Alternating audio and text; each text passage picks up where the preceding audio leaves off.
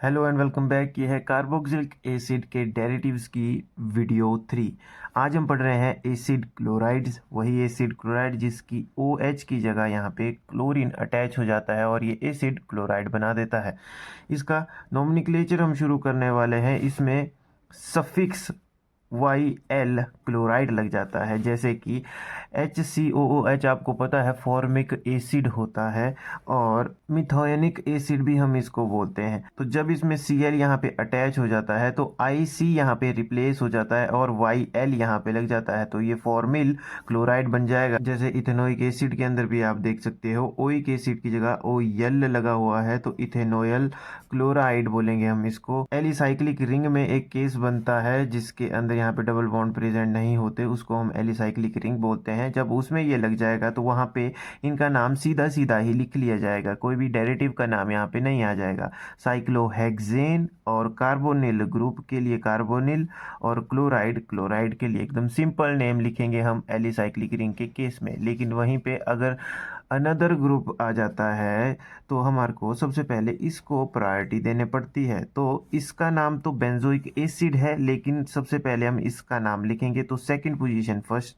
और second position के ऊपर क्लोरोकार्बोनिल ग्रुप अटैच है। क्लोरोकार्बोनिल, इसकी सिंपल सी फिजिकल प्रॉपर्टीज हैं कि ये कलरलेस होते हैं, हाइग्रोस्कोपिक लिक्विड्स होते हैं, जिसके चलते low melting solids having irritating odour होती है इनकी, और soluble in ether and alcohol यानी कि ऑर्गेनिक सॉल्वेंट्स यानी कि non polar, low melting and boiling points होते हैं इनके। अब इसके प्रेपरेशन भी पढ़ लेते हैं। तो सबसे पहला प्रेपरेशन तो इसका एसिड के साथ ही हो जाता है, जिसके अंदर हम क्लोराइड कंटेनिंग मॉलिक्यूल्स को डालते हैं। जैसे यहाँ पे थायोनिल क्लोराइड का हमने यूज़ किया है, जिसके अंदर 2 Cl2 हैं।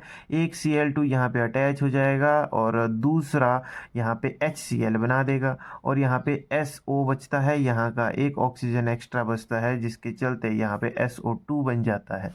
एक और है जहाँ पे फॉस्फोरस पेंटाक्लोराइड हम यूज़ करते हैं, जिसके पास 5 यहाँ पे क्लोरीन है। तो पहली क्लोरीन यहाँ पे यूज़ हो जाएगी, दूसरी में HCl बन जाएगा, 3 वापस बच जाएगी, और अगेन जो एक ऑक्सीजन है वो POCl3 बना देगा। जैसे यहाँ पे भी एक ऑक्सीजन ये वाली बची हुई थी तो SO2 बना था। दूसरा फ्रॉम कार्बोक्सिलेट आयन, जिसके अंदर साल्ट लगा होगा, तो हम इसको साल्ट से भी फॉर्म कर सकते हैं। जैसे कि यहाँ पे सोडियम लगा हुआ है कार्बोक्सिलेट के अंदर, तो हम PCl3 यहाँ पे यूज़ करते हैं, POCl3 भी हम यहाँ पे यूज़ कर सकते हैं। दोनों में सेम होगा। एसिड क्लोराइड्स हमारे को मिलेंगे Na3PO3 हमारे को मिल जाएगा। यहाँ पे 3 मॉलिक्यूल हैं, सोडियम 3 होगा, और जो फॉस्फोरस है वो 1 होगा, और ऑक्सीजन के भी यहाँ से 3 मॉलिक्यूल रिलीज होंगे, क्योंकि ये 3 है तो यहाँ पे Na3PO3 बन जाएगा। सोडियम की जगह हम कैल्शियम का यूज़ भी कर सकते हैं। कैल्शियम 2 बॉन्ड बनाता है, इसलिए यहाँ पे 2 कार्बोक्सिलेट आयन लगे हुए हैं। सल्फ्यूरिल क्लोराइड के अंदर हम इसको यूज़ करेंगे, जिसके चलते हमारे को प्रोपायोनिल क्लोराइड मिल जाएगा। प्रोपायोनिल का क्या मतलब है, 3 कार्बन है, प्रोपेन और आयनल लगा है, तो पीछे हमने नोमेनक्लेचर पढ़ा तो ओइक एसिड की जगह OL लगा हुआ है, तो प्रोपेनोयल क्लोराइड यहाँ पे हमारे को मिल जाएगा, और CaSO4 बाई प्रोडक्ट भी हमारे को यहाँ से मिल जाएंगे। सिर्फ थोड़ी सी इसकी प्रेपरेशन है। अब केमिकल प्रॉपर्टी की बात कर लेते हैं। ये सबसे ज़्यादा रिएक्टिव स्पीशीज हैं सारे डेरिवेटिव्स के अंदर, तो इनके थोड़े से ज़्यादा रिएक्शन हमारे को देखने को मिलते हैं। मोस्ट रिएक्टिविटी के चलते क्या होगा, इजिली कन्वर्ट भी हो जाएंगे, क्योंकि Cl जो ग्रुप होता है इजिली लीव हो जाता है, जिसके चलते हाईली ये रिएक्टिव होते हैं। सबसे पहले हम पढ़ेंगे इनका कन्वर्जन इनटू पेरेंट एसिड और अदर डेरिवेटिव। सबसे पहले हम पेरेंट एसिड बनाएंगे। तो जैसे यहाँ पे हमने एसिड क्लोराइड लिया, यहाँ पे ये जो क्लोरीन है इसकी जगह हमारे को OH चाहिए, तो OH हमारे को सबसे बेस्ट वाटर दे देता है। तो जैसे ही वाटर देगा इसमें एक H बच जाता है, तो वो एक H HCl बना देता है। बेंजोयल क्लोराइड के अंदर भी वाटर को हम इसी तरीके से डालेंगे, जो फ्रंटल Cl होगा और यहाँ का एक H होगा, वो दोनों जुड़ जाएंगे, बचे हुआ OH यहाँ पे वापस अटैच हो जाएगा और हमारे को बेंजोइक एसिड मिल जाएगा। साथ में HCl भी हमारे को मिलता रहेगा। लेकिन बेंजोयल क्लोराइड में ये स्लोली होगा और यहाँ पे वाइग्रसली होगा। अब इसका मैकेनिज्म पढ़ते हैं जो कि काफ़ी इजी है। ऑक्सीजन के ऊपर यहाँ पे डबल बॉन्ड प्रेजेंट होता है एसिड क्लोराइड्स के अंदर। ऑक्सीजन अपने ऊपर नेगेटिव चार्ज अटेन कर पाती है, यानी कि लोन पेयर अपने पास ले लेगी, जिसके चलते यहाँ पे कार्बन के ऊपर एक सीट यहाँ पे वेकेंट हो जाएगी। तो ये वाटर का जो मॉलिक्यूल होगा ये डायरेक्टली कार्बन के साथ अटैच कर जाएगा। जब ये कार्बन के साथ अटैच करता है तो यहाँ से क्लोरीन रिलीज हो जाएगा और ऑक्सीजन के ऊपर जो नेगेटिव चार्ज है यानी कि लोन पेयर है वो डबल बॉन्ड वापस रिफॉर्म कर देगा, जिसके चलते यहाँ पे वाटर का ही मॉलिक्यूल अटैच रहेगा।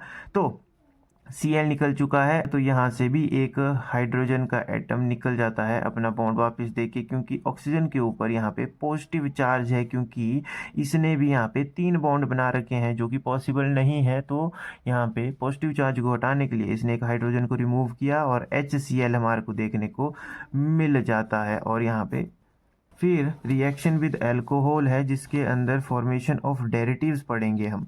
तो एसिड क्लोराइड को जब हम अल्कोहल के साथ मिलाते हैं तो हमारे को एस्टर देखने को मिलते हैं। एस्टर्स क्या हो गए, RCOOR, और साथ में हमारे को HCl भी देखने को मिलता है। हम यहाँ पे पैराइडीन का भी यूज़ करते हैं जो कि बेस की तरह एक्ट करता है और यूज़ किया जाता है HCl को रिमूव करने के लिए, क्योंकि हमारे को प्योर एस्टर चाहिए, उसके अंदर HCl थोड़ी ना चाहिए। तो पैराइडीन का इसलिए यूज़ होता है ताकि हम HCl को हटा सकें।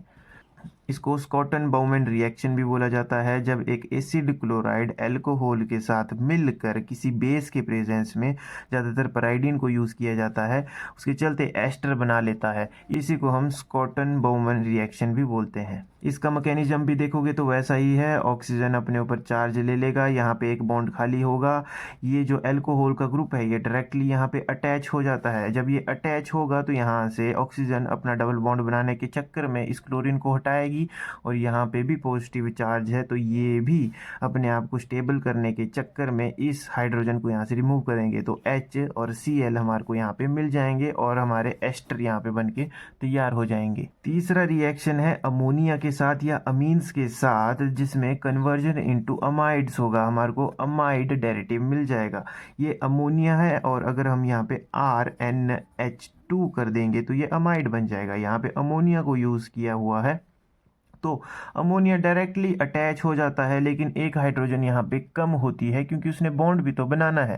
तो यहाँ पे एक हाइड्रोजन कम हो जाती है, यहाँ का एक Cl बाहर को आ जाता है तो HCl बन जाएगा और NH3 यहाँ से हमारे को मिलेगा क्योंकि हमने 2 मॉलिक्यूल यहाँ पे यूज़ किए थे। तो NH3 और HCl के यहाँ पे 4 हाइड्रोजन और क्लोरीन, तो NH4Cl यहाँ पे बन जाता है। एसिटामाइड हमारे को मिल जाता है एसिड क्लोराइड से जब हम इसको अमोनिया के साथ रिएक्ट करवाते हैं। इसका मैकेनिज्म भी सेम ही होगा, यहाँ पे भी लोन पेयर होते हैं, ये जाएगा अटैच होने की कोशिश करेगा और यहाँ से ये जो डबल बॉन्ड है ऑक्सीजन के ऊपर चले जाएगा, ऑक्सीजन के ऊपर नेगेटिव चार्ज आ जाएगा और यहाँ पे टेट्राहेड्रल इंटरमीडिएट बन जाएगा। अब ये नेगेटिव चार्ज को नीचे लाने के लिए डबल बॉन्ड बनाएगी, यहाँ से Cl रिमूव होगा और इसके ऊपर जो पॉजिटिव चार्ज है इसको हटाने के लिए इसको एक H यहाँ से भी रिमूव करना पड़ेगा। तो HCl हमारा यहाँ पे बन जाता है और ये रहा हमारा एसिटामाइड। लास्ट कन्वर्जन है एनहाइड्राइड्स के अंदर भी, हम इसको एनहाइड्राइड्स के अंदर भी बना सकते हैं। हमने पीछे एक बात पढ़ी थी जिसके अंदर बात बोली गई थी कि मोस्ट रिएक्टिव से हम लेस रिएक्टिव बना सकते हैं, यानी कि हम क्लोरीन से तीनों डेरिवेटिव को बना सकते हैं। तो ये तीसरा डेरिवेटिव है, इसको बनाना आसान है क्योंकि जो एनहाइड्राइड होते हैं वो 2 कार्बोक्सिलिक एसिड के पार्ट्स होते हैं। तो यहाँ पे CH3CO मिल गया और यहाँ पे भी CH3CO मिल गया, ये रहा CH3CO। यहाँ की ये जो बीच की ऑक्सीजन है ये किसी एक से यहाँ से ले ली जाएगी और बचता है HCl, और HCl को हटाने के लिए अगेन पैराइडीन का यूज़ किया जाता है। वैसा ही सेम यहाँ पे भी है। असाइलेटिंग रिएजेंट RCOCl एसिड क्लोराइड को हमने बोला, क्यों बोला, रिएजेंट जो होते हैं वो किसी केमिकल रिएक्शन को इनिशिएट करवाते हैं। तो यहाँ पे कार्बन डबल बॉन्ड O है तो ये वाले ग्रुप को हम असाइल ग्रुप बोलते हैं। तो असाइलेटिंग रिएजेंट है RCOCl। जब ये इनके साथ रिएक्ट कर रहे हैं तो इसमें यहाँ पे ये चेंज कर देते हैं जिसके चलते एनहाइड्राइड बन रहा है, तो तभी इसको एसिलेटिंग रिएजेंट बोला है। कुछ इसके और भी रिएक्शन है जो कि थोड़े से इम्पोर्टेंट है। सबसे पहला है रिडक्शन। रिडक्शन के अंदर क्या होगा, ऑक्सीजन हटेगी और यहाँ पे हाइड्रोजन अटैच होगा। देखते हैं कैसे। यहाँ पे एक ही ऑक्सीजन है, डबल बॉन्ड लगे हुए हैं, तो यहाँ पे दो हाइड्रोजन अटैच हो सकती है। तो वही हुआ, यहाँ पे अल्कोहल बन गया। किसके चलते, स्ट्रॉन्ग हाइड्रेटिंग एजेंट के चलते, जो कि है लिथियम एल्यूमिनियम हाइड्राइड। चार हाइड्रोजन है, एक लिथियम के साथ अटैच होगा, तीन एल्यूमिनियम के साथ अटैच होंगे। एसिड क्लोराइड को रिड्यूस कर देता है और यहाँ पे ऑक्सीजन को रिमूव करके दो हाइड्रोजन को अटैच कर लेता है। साथ में क्या होगा, जो Cl है वो भी यहाँ पे रिप्लेस हो जाती है। दूसरा है यहाँ पे रोजनमंड्स रिएक्शन, जिसके अंदर बेंजोइल क्लोराइड जो होती है हाइड्रोजन गैस की प्रेजेंस में यहाँ पे हमारे को एल्डिहाइड दे देती है। होता क्या है, एक हाइड्रोजन HCl बना देती है और दूसरी जो हाइड्रोजन है सिंपली यहाँ पे अटैच हो जाती है। तो हाइड्रोजन की एडिशन को ही हम रिडक्शन बोलते हैं।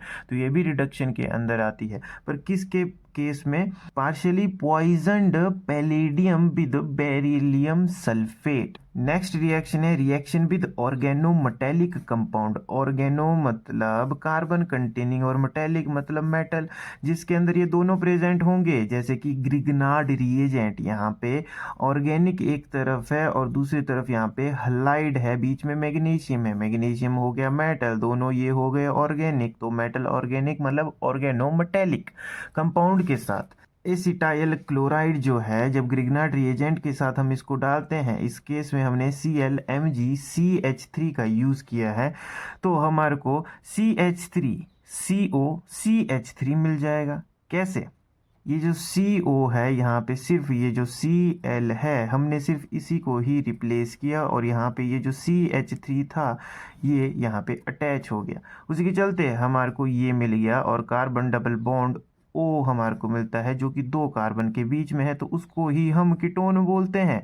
तो जब भी ग्रिग्नार्ड रिएजेंट को हम एसिटाइल क्लोराइड के अंदर डालेंगे तो हमारे को कीटोन देखने को मिल जाएंगे। अगर इसी कीटोन को अगर हम ग्रिग्नार्ड रिएजेंट के साथ कंटिन्यू रिएक्ट करवाते रहे तो हमारे को टर्शरी अल्कोहल देखने को मिल जाएंगे। यहाँ पे MgCl2 हो गया, यहाँ पे MgCl था तो ये वाला Cl इसके साथ आ गया MgCl2। थोड़े से और रिएक्शन बचते हैं जिसके अंदर फ्रीडल क्राफ्ट असाइलेशन है। असाइलेशन का क्या मतलब है वो जानते हैं।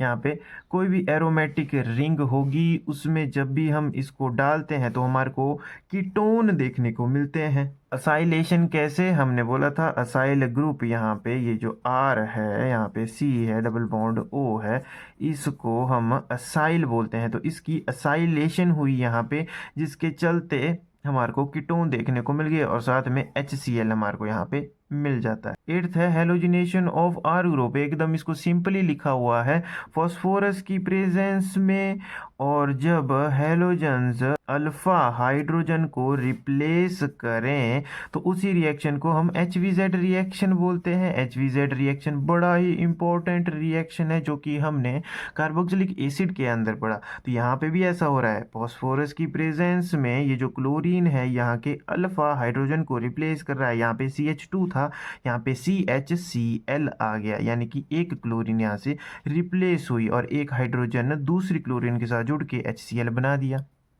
तो ये भी इंपॉर्टेंट है। लास्ट में नाइन्थ है एरोमेटिक सब्स्टिट्यूशन। इसके अंदर बेकार सी बातें लिखी हुई है, बस ये बताया है कि जो COCl ग्रुप होता है वो डीएक्टिवेटिंग इन्फ्लुएंस करता है बेंजीन रिंग के ऊपर, यानी कि ये तो डायरेक्ट करता है ग्रुप को मेटा पोजीशन के ऊपर, यानी कि मेटा डायरेक्टिंग, यानी कि कोई भी सब्स्टिट्यूएंट आएगा तो इसकी मेटा पोजीशन के ऊपर चिपक जाएगा। सो मिलते हैं नेक्स्ट वीडियो में। You are watching Rajat Sharma. Bye bye.